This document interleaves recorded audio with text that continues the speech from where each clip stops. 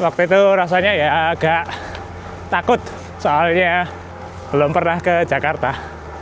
Ya itu saya benar-benar minder dan grogi lah. Soalnya saya itu siapa gitu loh.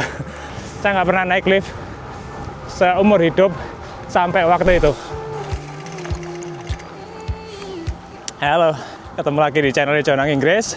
Hari ini goes bagian dari Rafa Festive 500. Ini hari ketiga. Karena ini outdoor, daripada bosen, saya pakai buat cerita aja. Saya pengen cerita perjalanan saya, gimana bisa nyampe dan bekerja di Inggris. Saya itu lulusan salah satu universitas di Malang. Saya enggak pernah kuliah di luar negeri. Jadi saya cuman S1 di Universitas di Malang. Sampai lulus kuliah itu saya belum pernah ke luar negeri ataupun tinggal di luar Malang. Jadi benar-benar bilang desa ya bukan desa, tapi ya benar-benar cuman tahunya Malang aja. Setelah lulus, saya dapat kesempatan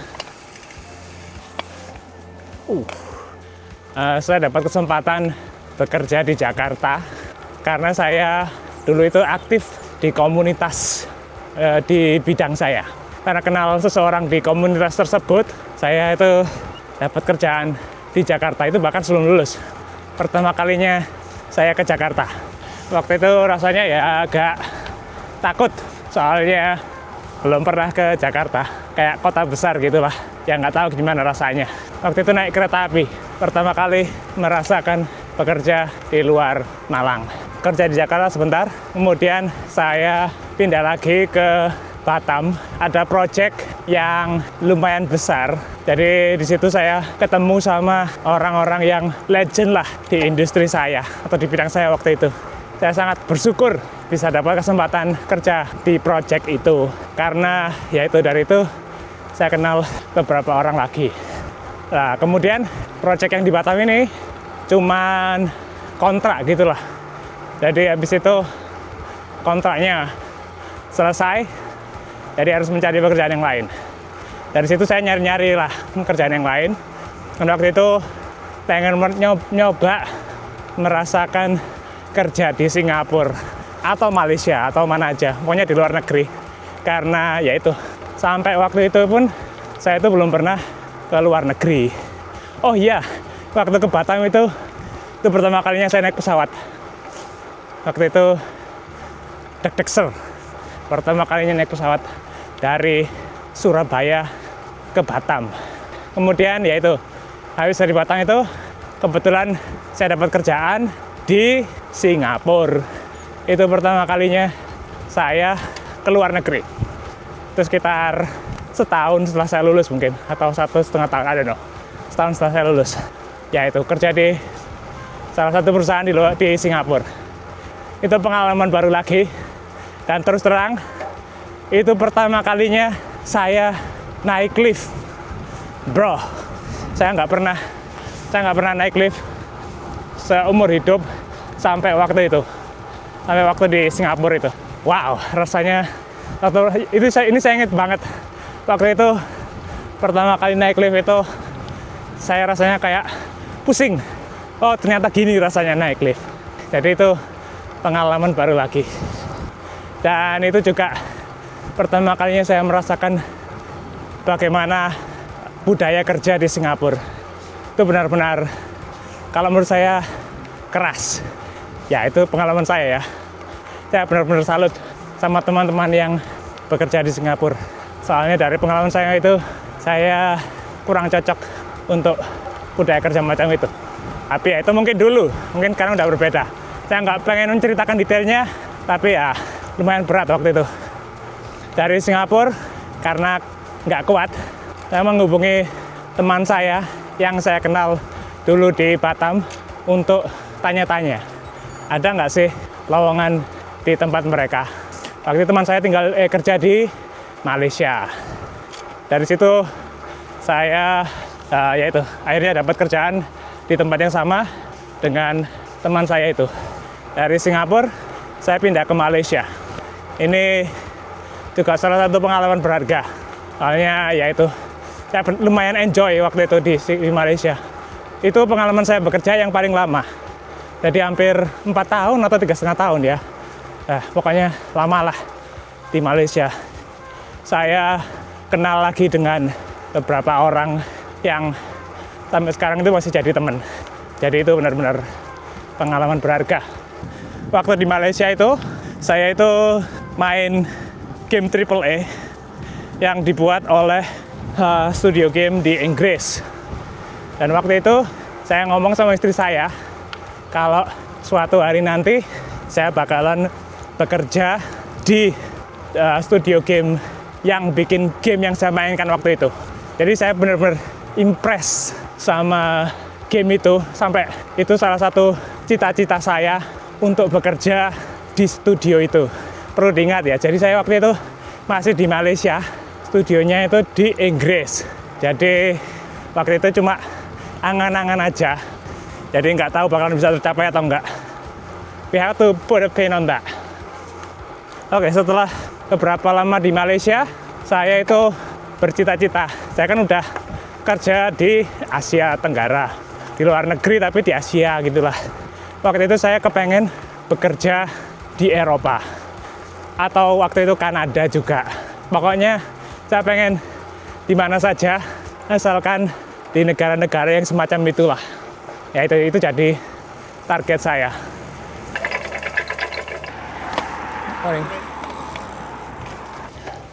Ya, jadi target saya yaitu pengen ke, kalau nggak Eropa, Kanada. Tapi saya nggak tahu caranya kayak gimana. Morning. Dari situ saya mulai apply ke banyak tempat, yang mana aja, asalkan di Eropa. I know, mungkin sedikit tidak konvensional caranya, tapi yaitu saya apply ke banyak negara, di Inggris, di Jerman, di Austria, pokoknya di mana aja. Ada beberapa yang dapat wawancara, nggak gampang juga. Masalahnya kan kalau dipikir-pikir, kita itu apply ke suatu perusahaan di negara lain, di mana di negara itu sendiri sudah banyak tenaga kerja yang mungkin selevel atau levelnya lebih tinggi dengan kita. Yaitu kuncinya adalah, ya kita harus lebih baik daripada tenaga kerja lokal. Ya, that's the reality. Nah, kemudian dari beberapa wawancara itu, saya akhirnya dapat offer dari Czech Republic, studio di Republik Ceko. Waktu itu saya juga kurang ngerti dengan negara ini, yaitu waktu itu pikiran saya juga di mana aja, asalkan di Eropa. Dari situ, itu pengalaman baru lagi untuk mendapatkan visa kerja di Schengen area. Itu nggak gampang, kita butuh ya banyak dokumen. Sama yang waktu itu yang paling berat waktu itu buat saya itu adalah surat kelakuan baik, karena itu harus didapatkan di semua negara yang kita pernah bekerja sebelumnya. Jadi buat saya itu harus di Indonesia, Singapura, dan Malaysia. Ya itu jadi berat, soalnya ya harus riwa-riwi. Prosesnya waktu itu makan waktu sampai 1 tahun. Jadi saya dapat offer misalnya bulan Desember 2025. Saya berangkat ke sana itu Desember 2026. Ya itu prosesnya lumayan lama. Nggak tahu ya itu proses buat saya. Mungkin yang lainnya bisa lebih cepat. Untungnya, jadi perusahaan yang di Prague itu mau remote dulu dengan saya. Jadi walaupun saya nggak bekerja di sana, tapi bisa mulai bekerja remote dulu sambil menunggu visa itu. Setelah menunggu setahun, akhirnya saya dapat visanya. Dan akhirnya berangkat ke Praha. Nah, itu ibu kotanya Republik Ceko.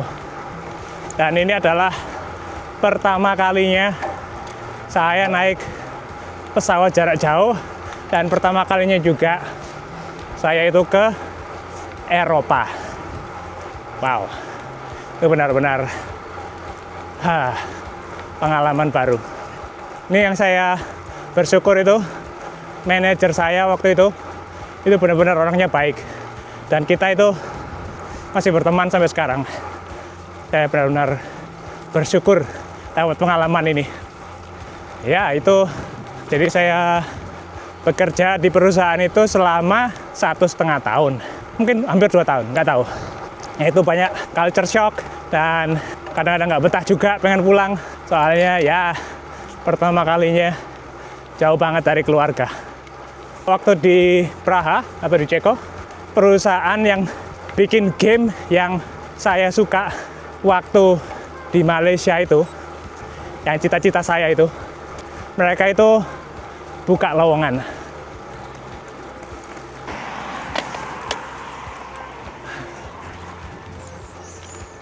Jadi perusahaan game itu buka lowongan yang sesuai dengan kemampuan saya.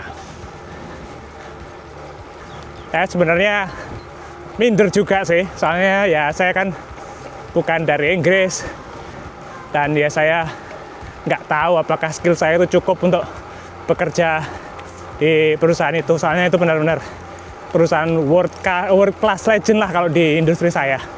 Jadi ya saya minder. Tapi daripada ya apa ya, pikiran saya waktu itu ya what's the worst can happen. Jadi saya apply aja. Tidak disangka dan tidak diduga dapat reply. Itu perusahaan cita-cita saya mereply saya aja itu udah seneng rasanya, udah dipertimbangkan gitu, udah wow, that's really cool. Ya itu wawancaranya lewat telepon dulu. Mereka bilang oke, yang telepon kayaknya bagus, kita morning, I'm going to pass on your ride. Thank you. No worries. Ya itu, jadi yang wawancara pertamanya bagus menurut mereka, dan jadi mau mereka ada tahap berikutnya, saya itu bakalan diterbangkan ke London. Perasaan saya waktu itu benar-benar wow, luar biasa ini. Tapi ada masalah juga.